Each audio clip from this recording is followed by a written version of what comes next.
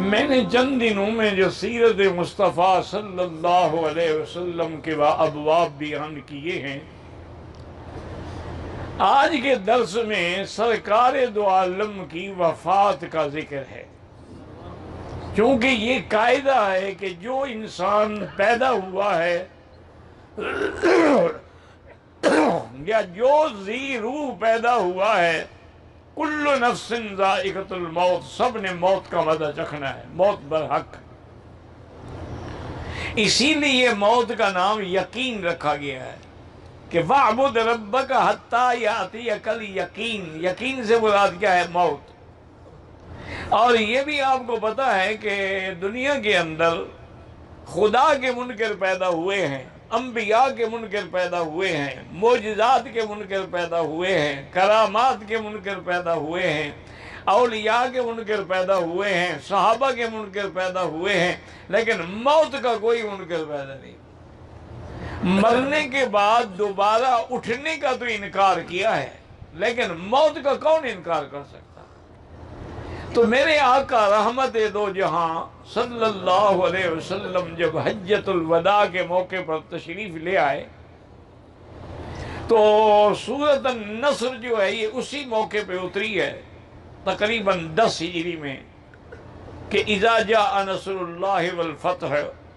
فتح سے مراد فتح عظیم تھی، اللہ کی مدد یہ تھی کہ اب لوگ فوجوں کی فوجیں، جماعتوں کی جماعتیں اسلام میں داخل ہو رہی تھیں، اسلام الحمدللہ اللہ کی رحمت سے بڑھتا جا رہا تھا، حتیٰ کہ جب حضور مکے سے مدینہ تشریف لے گئے تو آپ کے ساتھ صرف ابو بکر تھے، ایک ساتھی تھا، لیکن حجۃ الوداع میں تو 1.25 لاکھ صحابی آپ کے ساتھ عرفات میں تھے۔ تو اسی خطبۃ الوداع میں حضور نے یہ بھی فرمایا تھا کہ خذوا عنی مناسککم، آپ نے فرمایا لوگوں مجھ سے دین کے مسائل سیکھ لو، لعلی لا اراکم بعد عامی ھذا، ہو سکتا ہے کہ اس سال کے بعد پھر میں تمہیں دوبارہ نہ دیکھوں۔ تو اشارہ تھا آپ کی وفات کی طرف کہ یہ میرا آخری حج ہے، جو سیکھنا ہے اس سے آپ سیکھ لیں۔ اسی طرح ایک روایت میں بھی ہے کہ جب یہ آیت اتری تو حضور پاک نے حضرت جبریل علیہ السلام سے فرمایا کہ جبرائیل مجھے اس آیت سے اپنی موت کی خوشبو آ رہی ہے۔ تو حضرت جبریل نے کہا حضور آپ کو فکر کرنے کی کیا ضرورت ہے، وَالْآخِرَةُ خَيْرٌ لَكَ مِنَ الْأُولَىٰ، آنے والی زندگی تو آپ کے لیے اس سے بھی زیادہ بہتر ہے۔ لیکن حضور کو سمجھ آ گئی کہ یہ علامات ہیں، اب میرا کام مکمل ہو گیا ہے۔ پھر جب آیت اتری الیوم اکملت لکم دینکم واتممت علیکم نعمتی ورضیت لکم الاسلام دینا، ابو بکر رو پڑے۔ صحابہ نے پوچھا یار دین مکمل ہو گیا، نعمت پوری ہو گئی، ہنسنے کا خوشی کا موقع ہے کہ رونے کا؟ فرمایا اللہ کے بندے تم نہیں سمجھتے ہو، اس آیت میں بھی اشارہ ہے حضور کی وفات کا، کہ جب دین مکمل ہو گیا، نعمت پوری ہو گئی، اسلام کامل ہو گیا، تو معنی یہ ہے کہ اب حضور کے پھر جانے کا وقت آ گیا۔ جب کام مکمل ہو جائے تو آدمی لازمی بات ہے کہ پھر واپس جاتا ہے۔ اور اسی طرح سے حضور پاک جب حضرت معاذ رضی اللہ تعالی عنہ کو یمن کے لیے روانہ فرما رہے تھے تو حضرت معاذ سواری پہ بیٹھے تھے اور حضور ساتھ پیدل چل رہے ہیں۔ یہ ایک عزت ہوتی ہے اپنے گورنر کی، اپنے نمائندے کی، اپنے سفیر کا اعزاز ہوتا ہے۔ حضور چلتے رہے اور اس کے بعد آپ نے فرمایا کہ یا معاذ ایک بات یاد رکھاں کہ اب جب تم مدینے آؤ گے لا تلقانی فی المدینہ، مجھے تم مدینے میں نہیں پاؤ گے، تم میری قبر کی زیارت تو کرو گے، مدینے کی زیارت تو کرو گے، لیکن مجھے نہیں دیکھو گے۔ تو اشارہ تھا آپ کی وفات کا۔ معاذ رونے لگ گئے اور روتے روتے بے ہوش ہو گئے۔ ہم نے میں اللہ کے بندے موت برحق ہے، اس لیے میں اپنی صحابہ کو پہلے سے ایک بات کے لیے تیار کر رہا ہوں کہ موت آنے والی ہے، اور اشارے جو ہیں وہ شروع ہو گئے ہیں۔ ہر سال حضور رمضان المبارک میں جبریل علیہ السلام کے ساتھ قرآن شریف کا ایک دور کرتے تھے، لیکن جس سال آپ کی وفات ہے تو آپ نے 2 دفعہ دور کیا ہے قرآن شریف کا۔ ہر سال حضور اعتکاف 10 دن بیٹھتے تھے، لیکن جس سال آپ کی وفات ہے حضور نے 20 دن کا اعتکاف کیا ہے۔ یہ ساری بات کا تیاری تھی، کیونکہ اللہ نے فرما دیا تھا کہ فَسَبِّحْ بِحَمْدِ رَبِّكَ وَاسْتَغْفِرْهُ إِنَّهُ كَانَ تَوَّابًا۔ اب میرے مدنی آپ تسبیح و تحمید اور استغفار میں لگ جائیں۔ اب آپ کا کام جو ہے پورا ہو گیا ہے۔ الحمدللہ آپ نے جو کھیتی لگائی تھی وہ کھیتی بالکل اب تیار ہو گئی ہے۔ اسی طرح حضور پاک صلی اللہ علیہ وسلم جنت البقیع تشریف لے آئے اور بڑی لمبی دعائیں کرتے رہے۔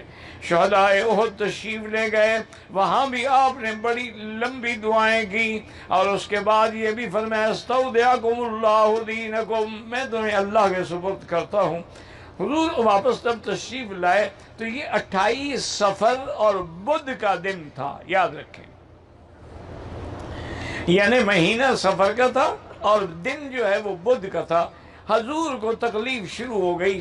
سب سے بڑی تکلیف یہ تھی کہ بخار بھی تھا اور شدید سر میں درد تھا، اور وہ رات جو ہے وہ نوبہ تھا بی بی میمونہ حضور کی بیوی کا، اس کے گھر میں آپ تشریف لے گئے۔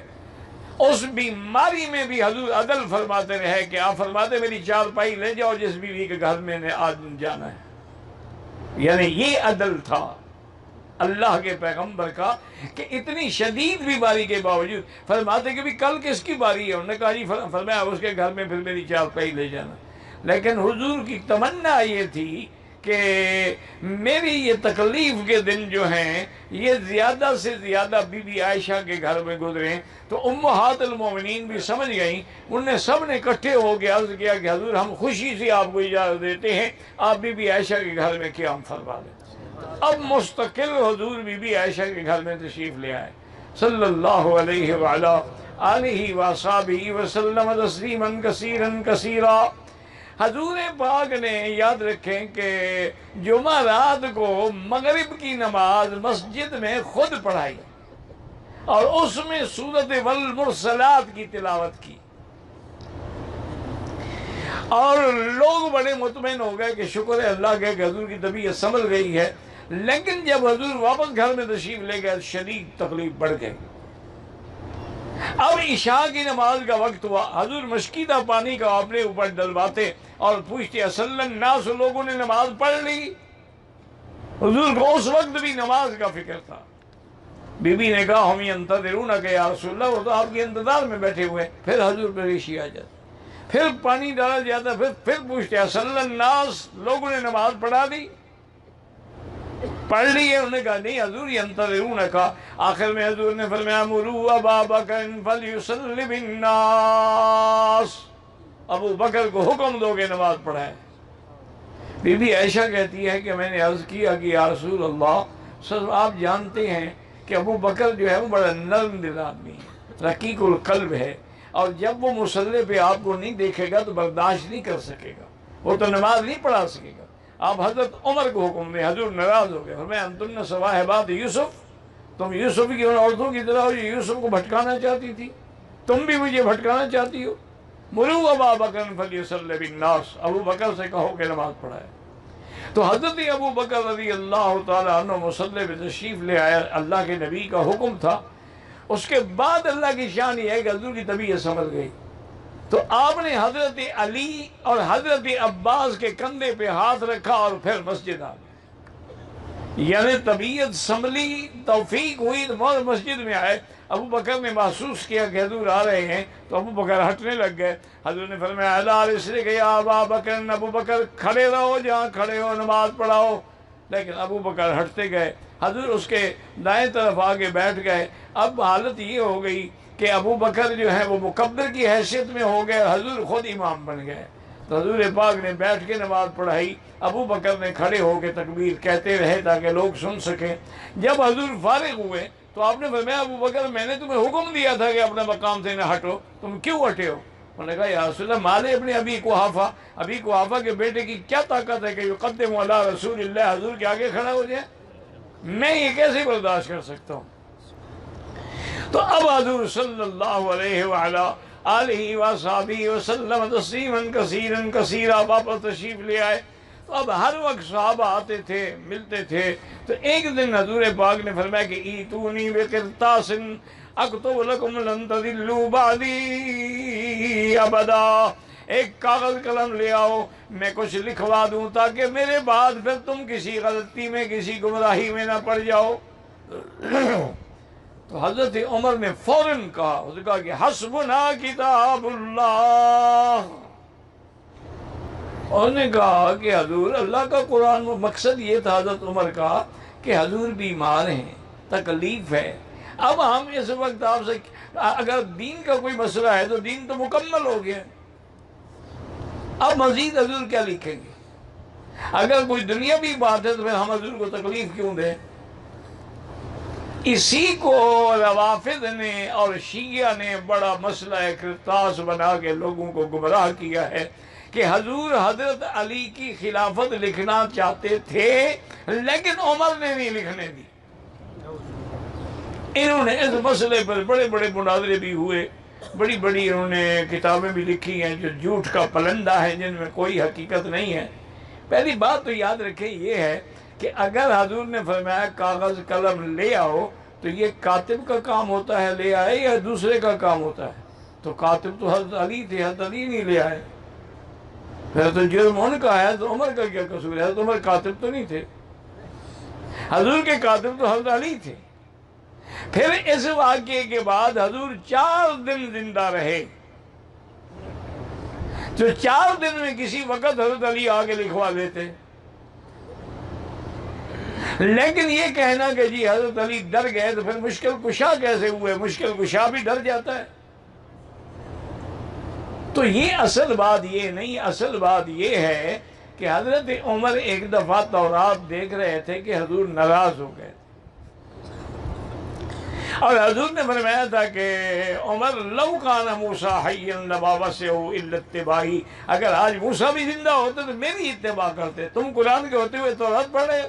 تو حضرت عمر کے دل میں وہ بات تھی کہ اب بیماری کا وقت ہے، کسی طرح وہ بات حضور کے دل سے نکل جائے، تو حتیٰ کہ اب حضور نے بھی کہا کہ میں لکھ دوں، نے کہا قرآن کافی ہے، حسبنا کتاب اللہ، جب اللہ کا قرآن موجود ہے تو اور کسی چیز کی کیا ضرورت؟ لیکن ایک بات یاد رکھیں کہ وہ جو حضور لکھوانا چاہتے تھے وہ حضور نے بتا دی، وہ 3 باتیں تھیں۔ یہ روافض تو ایسے انا للہ و انا الیہ راجعون، نہ ان کی کوئی اصل ہے، نہ ان کا کوئی نقل ہے، نہ کوئی بنیاد ہے، تمام روایات الف سے لے کر یہ تک جھوٹی کرتے ہیں۔ ایک دفعہ حضرت عباس نے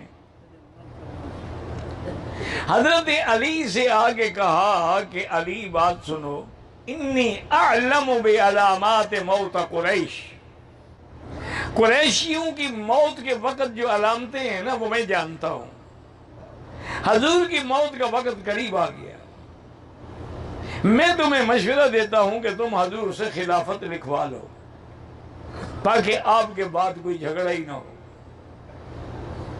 حضرت علی نے کہا کہ یا میں حضور کیا کہہ رہے ہو؟ واللہ مجھے اللہ کی قسم ہے میں حضور سے نہیں لکھواؤں گا۔ انہوں نے کہا کیا مطلب؟ انہوں نے کہا بات سنو، اگر حضور نے لکھ دیا تو الحمدللہ، اگر حضور نے انکار کر دیا نا پھر ہمارے خاندان میں بھی کبھی خلافت نہیں آئے گی۔ اس مسئلے کو اللہ پہ چھوڑ دو، جو اللہ چاہیں گے وہی ہوگا۔ تو حضرت خود ہی لکھوانا چاہتے تھے، اور وہ 3 باتیں تھیں جو حضور لکھوانا چاہتے۔ ایک بات یہ تھی اخرج المشرکین والیہود عن جزیرۃ العرب، میرے بعد جزیرت العرب سے مشرکین اور یہودیوں کو نکال دو۔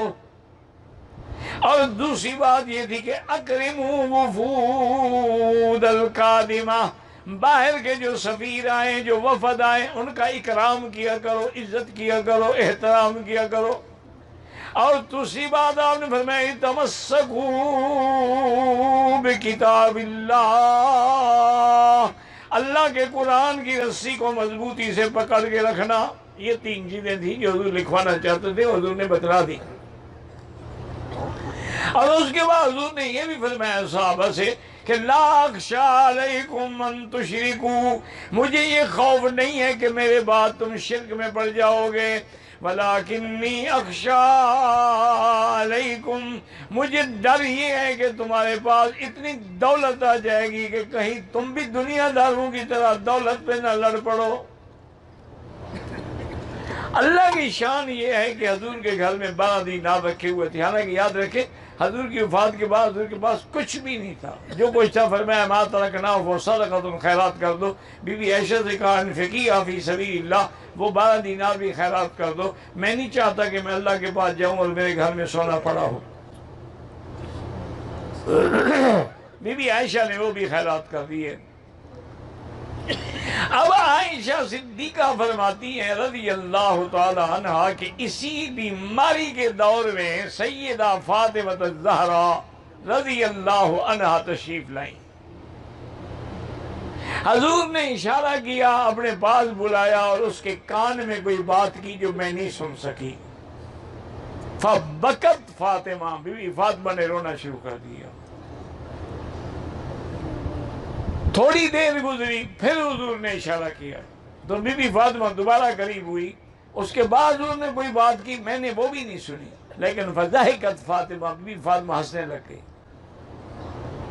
تو بی بی عائشہ کہتی ہے میں حیران ہو گئی کہ بی بی فاطمہ تو بڑے شان والی عورت ہے، یہ ہنسنے کا مقام ہے، حضور کی وفات کا وقت ہے، بی بی ہنس رہی ہے۔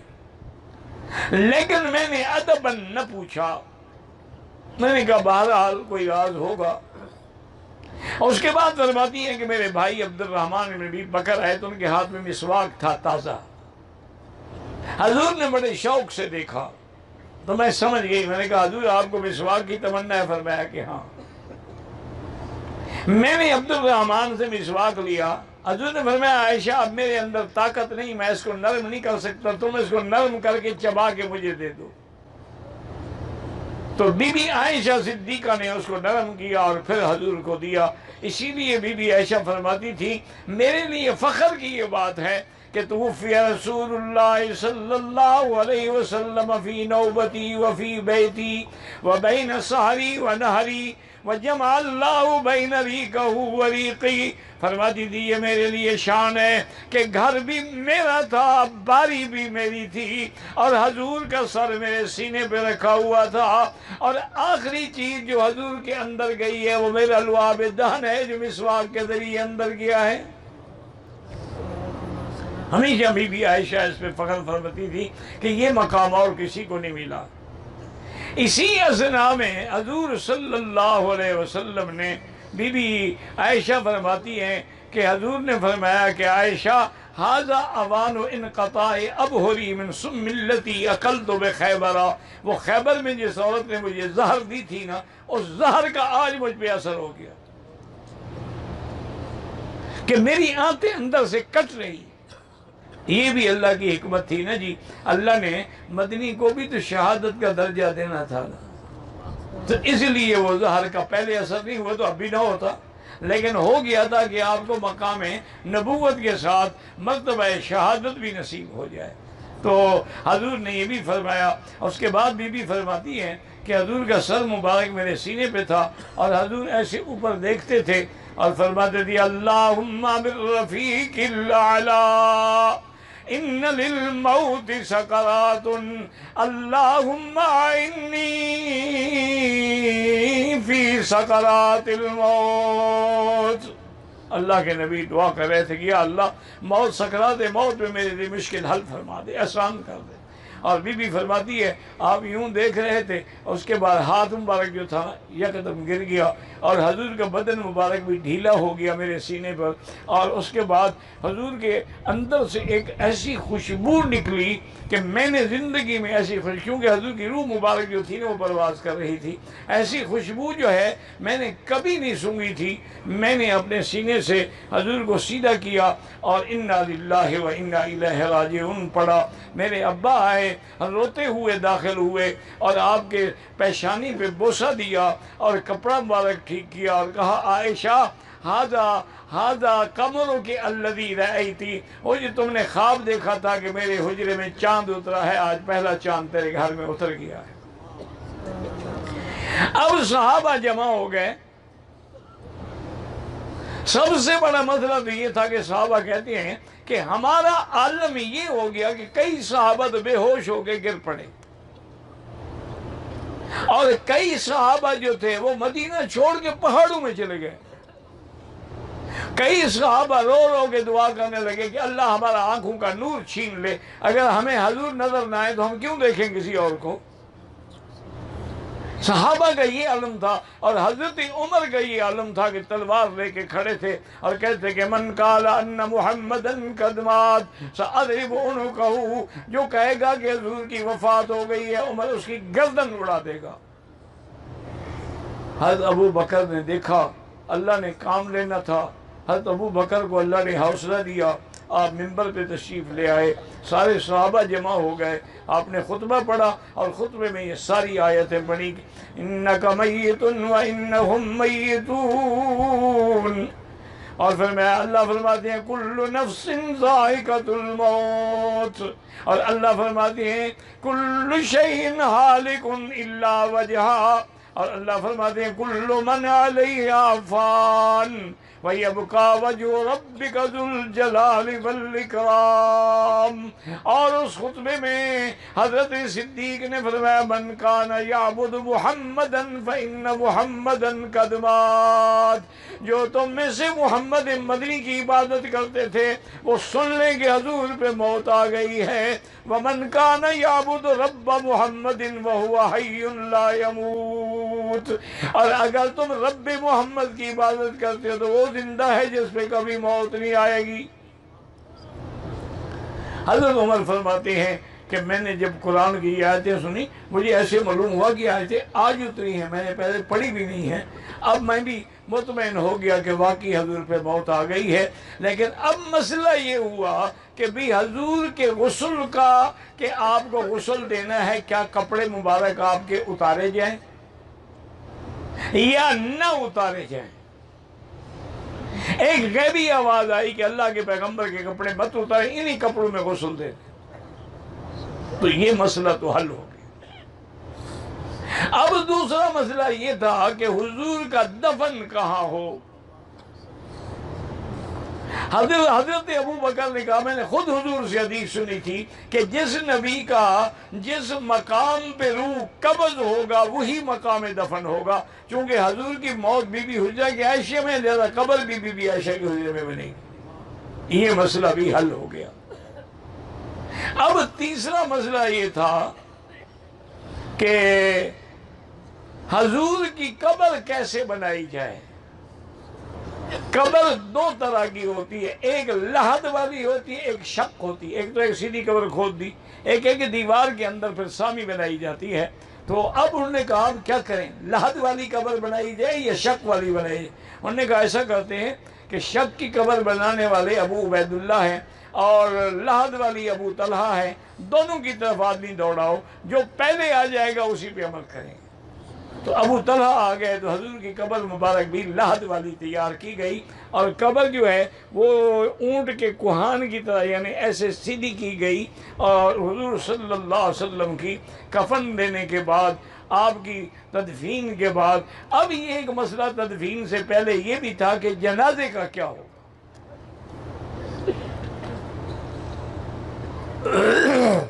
تو وہ کہتی ہیں کہ وہ بھی ہم نے غیبی آواز سنی اور معلوم یہ ہوا گویا حضور کی آواز ہے۔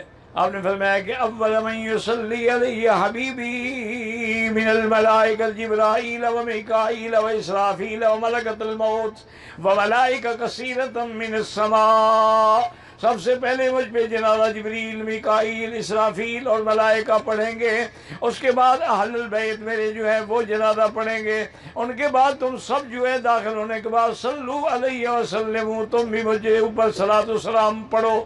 تو صحابہ کہتے ہیں کہ 10 آدمی کی جگہ تھی، وہ اندر جاتے تھے، امام کوئی نہیں بنتا تھا کہ حضور امام الانبیاء ہے، آپ کا امام کون بنے؟ تو وہ 10 آدمی اندر کھڑے ہو کر بغیر امام کے حضور پہ سلام پڑھ کے آ جاتے تھے۔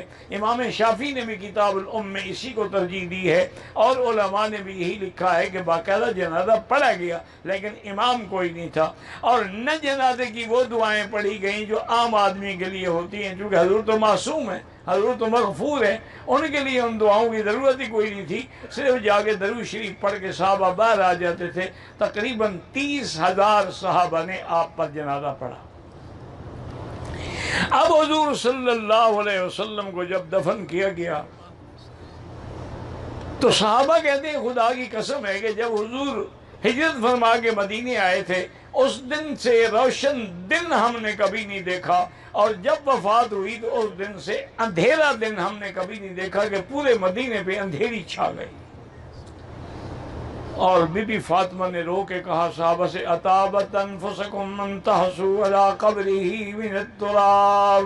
بی بی فاطمہ کہنے لگی صحابہ سے کہ میرے بھائیو کیا تمہارا دل راضی ہوا حضور پر مٹی ڈالنے کے لیے؟ تم نے مٹی ڈالی اپنے ہاتھ سے حضور پر۔ اور اس کے بعد بی بی صاحبہ نے فرمایا واہ کربتا واہ ابتا اليوم انقطع عنا الوحی وَإِلَى جِبْرِيلَ نَنْعَا، اور فرمایا سُبَّتْ عَلَيَّ مَصَائِبٌ لَوْ أَنَّهَا سُبَّتْ عَلَى الْأَيَّامِ سِتْنَ لَيَالِيَا۔ کہا ابا جان آج ہم کس سے تعزیت کریں؟ جبریل سے تعزیت کریں۔ آج جبریل کا آنا بھی بند ہو گیا، آج وحی کا آنا بھی بند ہو گیا۔ صرف آپ نہیں گئے بلکہ جبریل کا آنا اور وحی کا اترنا بھی آپ کے ساتھ بند ہو گیا ہے۔ اس کے بعد آپ فرماتی ہیں، بی بی عائشہ کہتی ہیں کہ بی بی فاطمہ آج تو مجھے وہ بات بتا دو کہ تم پہلے رونے لگ گئیں۔ انہوں نے کہا جب میں پہلی دفعہ قریب ہوئی تو حضور نے فرمایا کہ فاطمہ میری موت کا وقت آ گیا۔ صلی اللہ علیہ وسلم، صلی اللہ علیہ وسلم۔ اور مجھے حضور نے جب پریشان دیکھا دوبارہ بلایا اور آپ نے فرمایا کہ فاطمہ راضی ہو جاؤ، اسرعکم بی لحوقا من اہلی، تم میرے اہل بیت میں سے سب سے پہلے میرے پاس آؤ گی۔ تو میں خوش ہو گئی کہ چلو یہ عارضی جدائی ہے، پھر جا کے جنت میں ملاقاتیں ہو جائیں گی حضور صلی اللہ علیہ وسلم سے، اس لیے میں خوش ہو کے ہنس پڑی۔ اب حضرت ابو بکر رضی اللہ عنہ کو پتہ لگا کہ سقیفہ بنی سعدیہ میں صحابہ جمع ہو رہے ہیں اور خلافت کے بارے میں بات ہو رہی ہے۔ انصار کہتے ہیں کہ ہمیں خلیفہ بنایا جائے، کہ ہم نے حضور کو سینے سے لگایا، مکے والوں نے تو نکال دیا۔ حضرت ابو بکر رضی اللہ تعالیٰ تشریف لے آئے، آپ نے فرمایا انصار سے کہ تم ہمارے بھائی ہو، ہم تمہارا اکرام کرتے ہیں، تم نے ہمارا اکرام کیا ہے، لیکن حضور کی ایک حدیث ہے کہ لا خلافت الا فی قریش، میرے بعد خلیفہ قریشیوں میں سے بنے گا۔ انہوں نے کہا تو بس اب ہم اپنی درخواست واپس دیتے ہیں کیونکہ ہم تو انصار ہیں۔ اب قریشیوں میں کون بنے گا؟ اچھا ایک بات یہ بھی آئی، حضرت ابو بکر کہنے لگے کہ منا وزیر ومنکم منا امراء ومنکم وزیر، امیر ہمارے بنتے رہیں گے، وزیر ہم انصار سے لیں گے۔ حضرت عمر کھڑے ہو گئے، فرمایا لا یا ابا بکر، کوئی نہیں، آپ خلیفہ بنیں گے۔ اس کی وجہ یہ ہے کہ یہ تین چیزیں ہیں جو کسی میں نہیں۔ ثانی اثنین اذ ہما فی الغار، یہ قرآن تیرے حق میں اترا ہے۔ اذ یقول لصاحبہ، یہ قرآن تیرے حق میں اترا ہے۔ لا تحزن ان اللہ معنا، یہ قرآن تیرے حق میں اترا ہے تو تیری صحابیت، اللہ کی معیت تیرے ساتھ ہے۔ اور پھر سب سے بڑی بات ہے قدمک رسول اللہ، اللہ کے نبی نے مصلی پہ تمہیں کھڑا کیا ہے۔ جب دین کا تمہیں امام بنایا ہے تو ہم تمہیں دنیا کا امام کیسے نہ بنائیں؟